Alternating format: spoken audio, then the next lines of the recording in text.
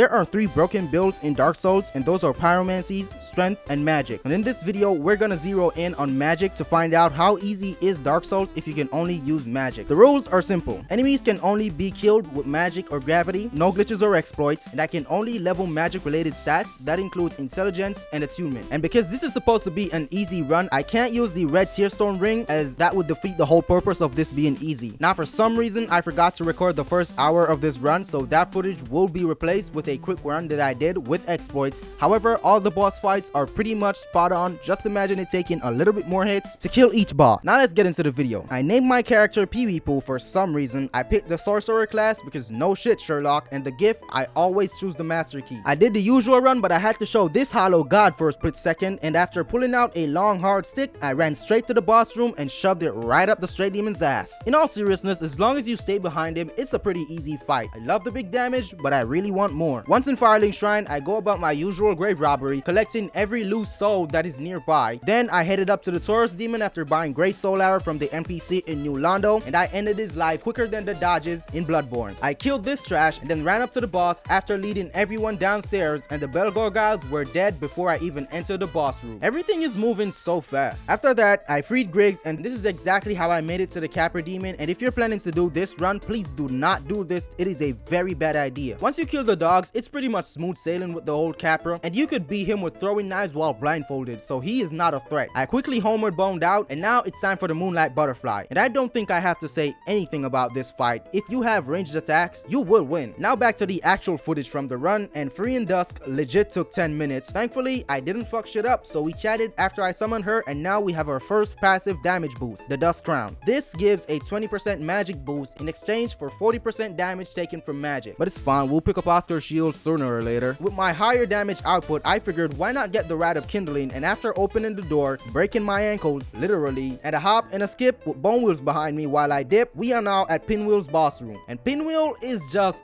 Pinwheel. He's not even worthy of Great Soul Arrow. He would probably die in 2 shots. So we homeward boned out and kindled my bonfire, and now I was right on time for my date with my favorite Arachnia. We got down to Blighttown and was invaded by Mildred the Man-Eater. This is clearly a female character, so Mildred, what are you doing? I hyped myself up with Power Within and went to see the only girl that will allow me in her house. If she twerks on me, I'm fucking dead. And after sending Pookie back to the fetish book, the second bell was rung. And you know exactly what I'm doing in this tunnel. No witnesses, everybody has to die. So I became a grave robber once more, and he threw some bullshit, but apparently you can dodge it. I wish I knew that in my bow only run. Anyway, we all know that he falls for 5 hits. If you want to see the bow only run, here's a link up top. I ran back all the way and made it first try. Now I love seeing big numbers, so we have to get some more damage boosting equipment. And on my way to fight the Iron Golem, I am just noticing, damn, that ass. But let's not get hypnotized by her feminine charms, because this snake sensed my horny and told me to come back next time, which I did by going to get the Grass Crest shield and convincing this knight that blocking is overrated. Then I took another try at Sense Fortress while translucent, and it is not a good idea. Thankfully, no one saw me fall and I made it back up. Ran past everything, freed Big Hat Logan, gave a snake my stick, made it out of Sense Fortress, and lit my bonfire. I picked up the cage key, bitch slapped the knight, and showed the Iron Golem the long hard. Oh shit, what the fuck? No, don't die, please don't die. Anyway, the Iron Golem is no match for my stick, and he goes down in, oh shit, I forgot. And now it's time to fight Ornstein and Psych! I went back down the elevator to Sense Fortress to get to Big Hat Logan and buy a very useful spell for the duos, but I am broke. Thankfully, we beat the Iron Golem first, so we popped his souls and bought the spells that I needed, and now we can go to fight Ornstein and Smoke. We killed the first Gargoyle, tried to be a speedrunner and flopped, but second time's a charm, and I made it. Killed the second Gargoyle, then I selected the wrong spell here. Of course I died, you fucking idiots. Second time's a charm, and I made it again. Lit the bonfire, and boy is it lonely without my boy Solaire. Did the stair skip, and I'm not even gonna cut the video because this is the hardest boss in the base game, and I beat him in just 7 clicks.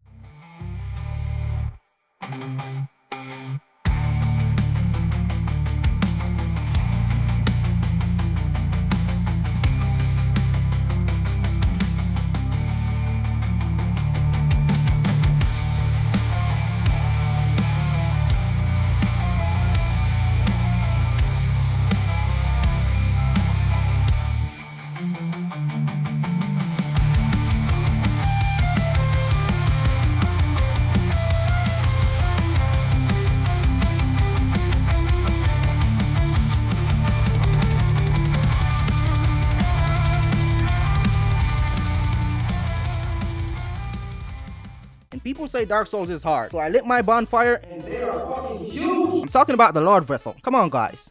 Stop. Now it's time for Lost Izalith, the area with the most annoying boss rooms. And after some bug exterminations, I forgot to place the Lord Vessel. No way I forget to do that again. I decided to get Nito out of the way, but Bone Wheels will be Bone Wheels. But after that attempt, I ran past every enemy and got to the bonfire. And I am about to show you the fastest and easiest way to get to Nito, so I'm not gonna cut the video. First, you're gonna run past your first skeleton dog. Don't get hit like I did. And after going through the fog wall, you immediately turn left, run past your second skeleton dog to the archer skeleton, and at this body, you roll down, run across this platform, pick up this item if you need it, then run to this corner and roll. Same corner and roll again, and that's it, you're home free. Of course, I didn't figure this out myself, and credit to the guy that did. This is the only problem that I had with Nito.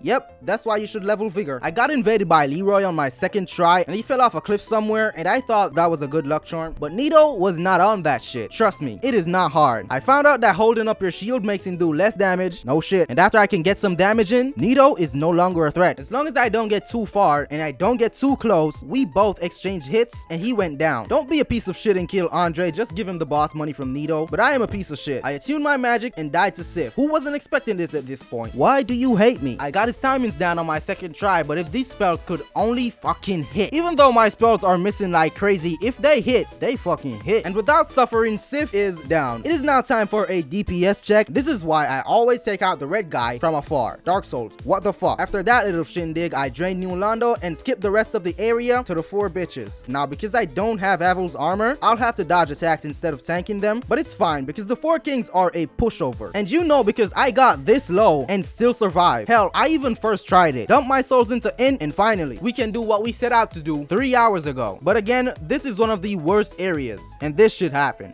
I was clearly not standing in lava. Somehow, a boss that has fire and sage in his name is weak to fire and magic. And with a couple of hits, he went down. Easy, as always. And I forgot to equip the Bellowing Dragon's Crest Ring, so I was losing damage there. After making my way to the Centipede Demon, I'm gonna say it, Dark Souls is easy. I went to my bonfire and I didn't see Solaire. No Solaire, huh? And let me give you a tip. The Bitch of Chaos is way more like a fair lady when you have any item that hides your character. And the Slumbering Dragon Crest Ring would make it even easier. Just make sure to bait out an attack as soon as you get into aggro range, and after you do that, then it's safe to jump. And if she doesn't try to blind you like she did to me, then the Witch of Chaos is easy at only 2 tries. Utilizing my intelligence to make this run as easy as possible, and because I went through the Duke's archives so many times, I made it to the shortcut and picked up the Selkie, then freed Big Hat Logan, then I rested at my bonfire and then bought some crystal spell. I made my way to Seep the Failure, smashed his shiny, and that's okay damage. Soul Spear does a chunk. Keep in mind, this boss has very high resistance to magic, but apparently it's not enough because with a couple hits, he went down. I made sure to talk to Logan, turn myself into John Cena, and wouldn't you know it, he can't see me. Now we are at our final farm for the final boss, and I was gonna win first try. Anyway, on our second try, I decided to be as aggressive as possible, and this is how that went.